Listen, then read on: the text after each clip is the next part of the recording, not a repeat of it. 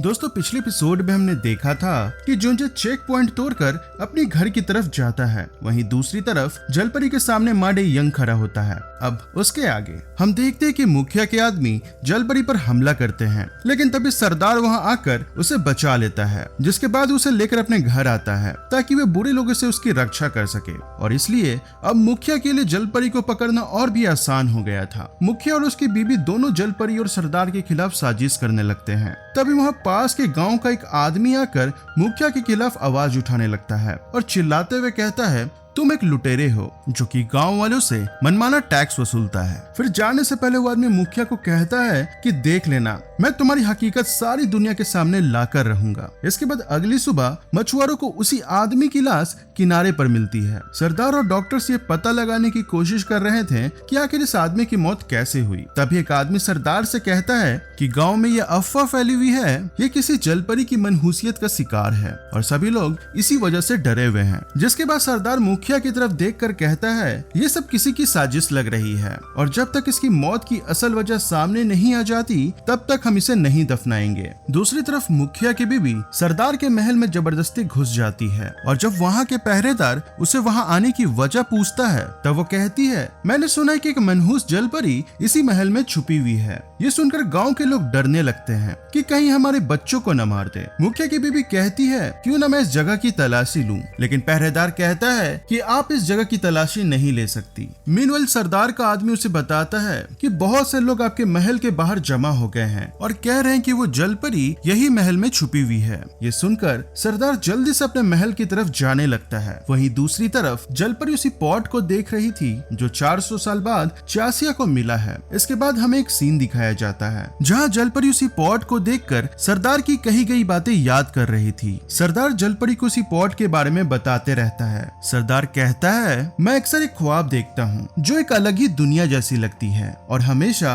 उस ख्वाब में तुम मेरे साथ होती हो। उस ख्वाब में मैं जो देखता था उसी को मैंने स्पॉट पर बनवाया है। पता नहीं वो मेरा ख्वाब है या फिर मेरा वहम या मेरा भविष्य जो मुझे दिखता है। अब दोस्तों यहाँ पैरेलली हमें दोनों वक्त का सीन दिखाया जाता है जहाँ एक तरफ गाँव वाले जलपरी को पकड़ने जा रहे होते हैं और दूसरी तरफ प्रेजेंट में मा डे यंग जलपरी के सामने होता है। इसके बाद सरदार के द्वारा हमें बताया जाता है कि जो भी 400 साल पहले हुआ था वो एक बार फिर से होगा। अब प्रेजेंट में मा डे यंग जलपरी से कहता है कि वो यहाँ पिछले गली में हुए मर्डर के बारे में बात करने आया है। फिर वो जलपरी से घर के अंदर आने का रिक्वेस्ट करता है, जिस पर मासूम जलपरी उसे अंदर आने देने वाली ही रहती है कि तभी वहाँ जुंजे आ जाता है और वो मा डे यंग से अपना आईडी दिखाने को कहता है। जुंजे को उसके ऊपर शक होने लगता है और तभी वो हंसकर वहाँ से चला जाता है क्योंकि पुलिस जुंजे के पीछे वहाँ आ चुकी थी। पुलिस जुंजे से पूछताछ करके वहाँ से चली जाती है, जिसके बाद वो जलपरी को बहुत डांटता है और कहता है, तुमने ऐसे ही किसी के लिए दरवाजा कैसे खोल दिया। जिस पर जलपरी कहती है कि अगर बाहर शार्क होती तो मैं दरवाजा कभी नहीं खोलती। जुंजे कहता है कि भला शार्क पानी से निकलकर यहाँ क्यों आएगी, और वैसे भी शार्क से कई ज्यादा खतरनाक इंसान होते हैं क्योंकि हर साल 5 इंसानों की मौत होती है शार्क की वजह से, जबकि हजारों इंसान शार्क का शिकार करते हैं। फिर वो जलपरी को समझाता है कि आज के बाद कभी भी कोई अजनबी दरवाजे पर आए तो उसके लिए दरवाजा नहीं खोले। अब वो जाकर सोफे पर बैठ जाता है। तब जलपरी टीवी की तरफ इशारा करते हुए पूछती है कि इसके अंदर जो छोटे छोटे इंसान होते हैं वो कहाँ चले गए, उनसे कहो ना कि वो बाहर आ जाए। ये सब सुनकर जूंजे हंसने लगता है और कहता है कि मैं उन्हें जानता हूँ, वो मेरे किराएदार हैं। अच्छा रुको,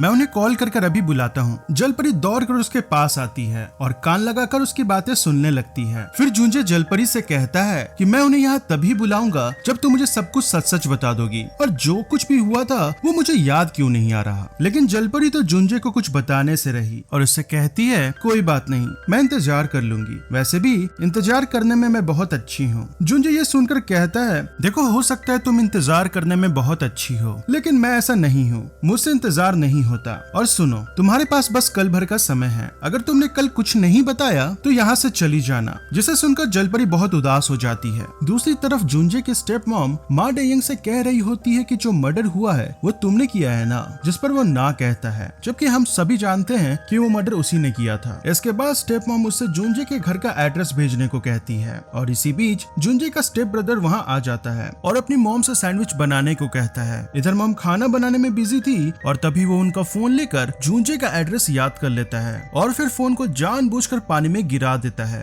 दूसरी तरफ जूंजे सोने जाता है कि तभी जलपरी दरवाजे से चुड़ैल की तरह अपना सर बाहर निकालकर उसे देखने लगती है, जिसे देखकर जूंजे बहुत ही ज्यादा डर जाता है। फिर वो जलपरी को वापस अंदर जाने को कहता है। जलपरी कहती है मैं तो बस तुम्हें देखना चाहती थी। फिर वो पूछती है कि तुम्हारे दोस्त आज घर पर क्यों नहीं है, जिस पर वो कहता है वो किसी काम से बाहर गए हैं और कल वापस आ जाएंगे, मतलब आज सिर्फ हम दोनों ही घर पर हैं। ये कहकर वो भयानक सा चेहरा बनाकर हंसने लगती है। उसकी हरकतें देखकर जूंजे कहता है बस बहुत हो गया, क्या ये कोई हॉरर मूवी चल रही है जो तुम ऐसी हरकतें कर रही हो। लेकिन जलपरी अब भी नहीं मानती, बल्कि अब तो वो नीचे आने लगती है। तब जूंजे कहता है कि ठीक है तुम नीचे आ जाओ ताकि तुम अभी यहाँ से बाहर जा सको। ये सुनते ही जलपरी फिर से ऊपर भाग जाती है। अब नेक्स्ट मॉर्निंग डोरबेल बजती है और जलपरी दरवाजा खोलती है। बाहर चासिया आई होती है, लेकिन जलपरी उसे अंदर आने नहीं देती और चासिया जबरदस्ती अंदर आने की कोशिश करती है। तभी जलपरी एकदम से दरवाजा छोड़ देती है, जिससे चासिया नीचे गिर जाती है। फिर वो अंदर जाकर जलपरी से जूंजे के बारे में पूछने लगती है, जिस पर जलपरी कहती है कि वो बाहर गया है। फिर चासिया जलपरी से कहती है देखो मेरी बात गौर से सुनो, जूंजी और मैं जल्द ही शादी करने वाले हैं। जलपरी कहती है कि ये शादी क्या होता है, जिस पर चासिया कहती है शादी का मतलब होता है लड़का और लड़की एक साथ रहते हैं और एक दूसरे का ख्याल रखते हैं। जिसे सुनकर जलपरी कहती है अच्छा तो जैसे मैं और जूंजे रहते हैं। तब चासिया उसे समझाती है कि ऐसे किसी के साथ रहना शादी नहीं कहलाता है, तुम तो जबरदस्ती उसके ऊपर बोझ बनी हुई हो। जिसके बाद चासिया जलपरी को बाहर का रास्ता दिखाकर वहाँ से निकलने को कहती है। जलपरी को यह सुनकर बहुत ही गुस्सा आ जाता है और वो अपना भयानक सा चेहरा बनाकर चासिया की उंगली पर काट लेती है। वो अपना हाथ छुड़ाने की कोशिश करती है, लेकिन जलपरी उसका हाथ नहीं छोड़ती। कुछ देर बाद जूंजे घर आता है और उसकी हालत देखकर वो जलपरी को डांटने लगता है। वो कहता है कि तुमने चासिया को क्यों काटा, इस तरह की हरकतें तो पागल कुत्ते किया करते हैं। तब चासिया जूंजे के सामने अच्छा बनने की कोशिश करती है, लेकिन तभी जलपरी कहती है इसने मुझे घर से जाने के लिए कहा था। जिस पर वो कहता है तुम तो वैसे भी यहाँ से जाने वाली हो। फिर वो जलपरी को वहाँ से जाने की तैयारी करने को कहकर चासिया को टैक्सी तक छोड़ने जाता है। तभी चासिया उसे एक पॉट के बारे में बताने लगती है जो उसके टीम को मिला है, लेकिन जूंजे इस बात पर कोई इंटरेस्ट नहीं दिखाता। दूसरी तरफ जलपरी के ड्रामा देख रही थी, जिसमें लड़की कह रही थी कि साल की पहली बर्फबारी के दिन अगर आप अपने प्यार का इजहार करो तो आपको अपना प्यार मिल ही जाता है। इसी बीच जूंजे वहाँ आ जाता है और जलपरी जल्दी से ऊपर भाग जाती है। कुछ देर बाद जूंजे जलपरी को ब्रेकफास्ट बना कर देता है, जिसके बाद उसे एक मोबाइल देकर उसे फोन चलाना सिखाता है। फिर उसे कहता है कि मुझे तभी कॉल करना जब तुम मुझे सब बात बताने के लिए तैयार हो जाओ, और उसे पब्लिक ट्रांसपोर्ट कार्ड देकर वहाँ से जाने के लिए कहता है। जिस पर जलपरी कहती है हम अब तभी मिलेंगे जब पहली बर्फबारी होगी, तुम मुझे उस टावर पर मिलने आना, तुमसे बहुत जरूरी बात कहनी है। लेकिन जूंजे मना कर रहा था। तभी जलपरी कहती है अगर मिलने का वादा करोगे तो मैं यहाँ से चली जाऊंगी, और आखिरकार थक हार कर जूंजे उसे वादा कर ही लेता है। अब जलपरी वहाँ से जाने लगती है और इस कारण से जूंजे को भी बुरा लग रहा था। लेकिन जैसे ही वो गेट से बाहर जाती है, जूंजे अपने फोन में उसकी लोकेशन देखने लगता है, क्योंकि उसने जलपरी का फोन ट्रैक करके रखा था ताकि वो पता लगा सके कि वो कहाँ जाती है और किससे मिलती है। लेकिन जलपरी तो एक ही जगह पर खड़ी थी। जूंजे नीचे आता है, तब नामडू और टायो उसे कहते कि तुमने इतनी सर्दी में उसे घर से निकाल दिया। जिस पर जूंजे कहता है तो क्या हुआ, अब क्या मैं जिंदगी भर उसे पालता।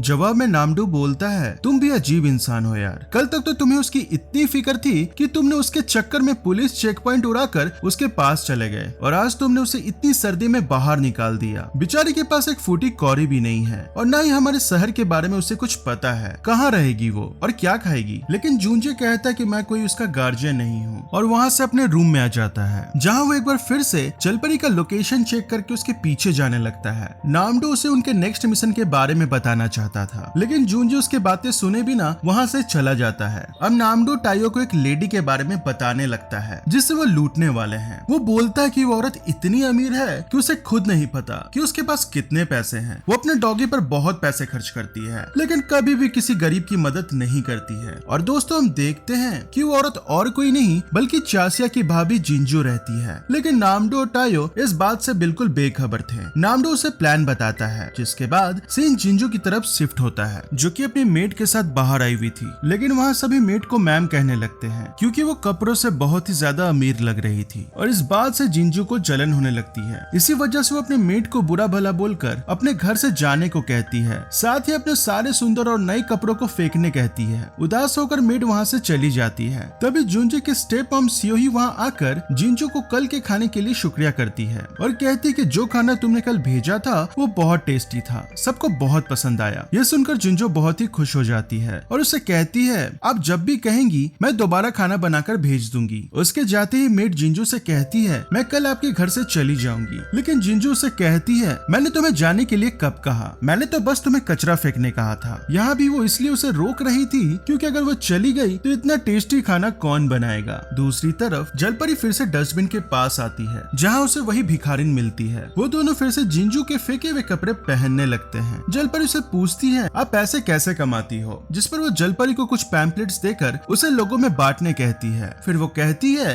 अगर तुम ऐसा करोगी तो तुम्हें इसके लिए पैसे मिलेंगे। जिसके बाद भिखारिन उसे पैम्पलेट्स बांटना सिखाकर वहाँ से चली जाती है। जलपरी भिखारिन से कहती है मैं बहुत सारे पैसे कमाऊंगी और सारे पैसे जूंजे को दे दूंगी, उसे पैसे बहुत पसंद है। यहाँ जूंजे भी जलपरी तक आ चुका था और वो उसे छुपकर देखने लगता है। यहाँ बेचारी जलपरी से कोई पैम्पलेट्स नहीं ले रहा था, लेकिन तभी कुछ स्कूल के स्टूडेंट्स आकर उससे पैम्पलेट्स लेने लगते हैं और जलपरी खुश हो जाती है। फिर हम देखते हैं कि उन लड़कों को जूंजे ने ही भेजा था, वो सबको काम के बदले पैसे देता है। जिसके बाद वहाँ एक औरत आकर जलपरी को खाना और मफलर देती है और उसे भी जूंजे ने ही भेजा था। अचानक वहाँ एक आदमी आकर जलपरी से उसका फोन नंबर मांगने लगता है। ये देखकर जूंजे उसे तुरंत कॉल करता है और कहता है मैं तुम्हें एक बात बताना तो भूल ही गया था कि अगर कोई तुमसे तुम्हारा मोबाइल नंबर मांगे तो हरगिज मत देना, क्योंकि वो लोग बुरे होते हैं। वैसे तुम काटने में बहुत माहिर हो ना, तो तुम्हें अगर कोई जबरदस्ती तंग करे तो तुम उसे काट लेना। अब जलपरी उस आदमी की तरफ गुस्से से देखने लगती है और वो उससे डरकर वहाँ से चला जाता है। जलपरी जूंजे से पूछती है तुम कहाँ पर हो, जिस पर वो कहता है कि मैं तो बहुत दूर हूँ। लेकिन तभी जलपरी उसे देख लेती है। वो उसे कहती कि क्या तुम मुझे देखने आए हो। जवाब में जूंजे कहता है मैं तुम्हें पागल लगता हूँ क्या, मैं तो बस यहाँ से गुजर रहा था। इनफैक्ट मुझे तो लगता है कि तुम ही मेरा पीछा कर रही हो। जिस पर जलपरी कहती है नहीं मैं ऐसा क्यों करूंगी, और फिर उसके पास जाकर उसके कान में कहती है जूंजे मैं तुम्हारे लिए यहाँ बहुत पैसे कमा रही हूँ, वो सारे पैसे मैं तुम्हें दे दूंगी, तुम्हें पैसे बहुत पसंद है ना। उसकी ये बातें सुनकर जूंजे सोच में पड़ जाता है। मीनवाइल हम जूंजे के स्टेप ब्रदर ची हायुन को देखते हैं जो अपने डैड से जूंजे के बारे में बात कर रहा था। वो कहता है कि मुझे पता है आप जूंजे को ढूंढ रहे हो, क्या मैं भी उसे ढूंढने में आपकी मदद करूं? तब डैड बोलते हैं नहीं इसकी जरूरत नहीं है, मैंने अपने आदमी को जूंजे को ढूंढने के लिए कहा है। ये सुनकर ची हायुन कहता है डैड आप जूंजे को ढूंढ रहे हो, ये बात आप मॉम को तब तक मत बताना जब तक जूंजे आपको मिल नहीं जाता, और इसकी वजह मैं आपको बाद में बताऊंगा। यहाँ जलपरी को पैम्पलेट्स बांटते हुए रात हो गई थी और तभी वहाँ मा डे यंग आ जाता है और जलपरी उसे कहती है तुम तो वही इंसान हो जो उस दिन घर पर आए थे। लेकिन तभी बारिश होने लगती है और जलपरी वहाँ से चली जाती है। इधर मा डे यंग कहता है इसने तो मुझे पहचान लिया। जलपरी एक शॉप के बाहर खड़ी होती है, तभी वहाँ वही छोटी बच्ची आती है और जलपरी उसे पैम्पलेट्स दिखाकर कहती है देखो मैं पैसे कमा रही हूँ। इतने में ही वहाँ बर्फ गिरने लगती है और वो खुश होकर जूंजे से मिलने उस टावर की तरफ निकल जाती है। इधर जूंजे जलपरी का लोकेशन चेक करता है, तब उसे पता चलता है कि वो ऑलरेडी उस टावर की तरफ निकल गई है और वो भी उसके तरफ जाने लगता है। हम देखते हैं कि जलपरी टावर के सामने थी, लेकिन बेचारी जलपरी को रोड क्रॉस करना नहीं आता था। वो बीच रास्ते में खड़े होकर उस टावर को देखने लगती है और उसके आगे ही जूंजे की कार थी।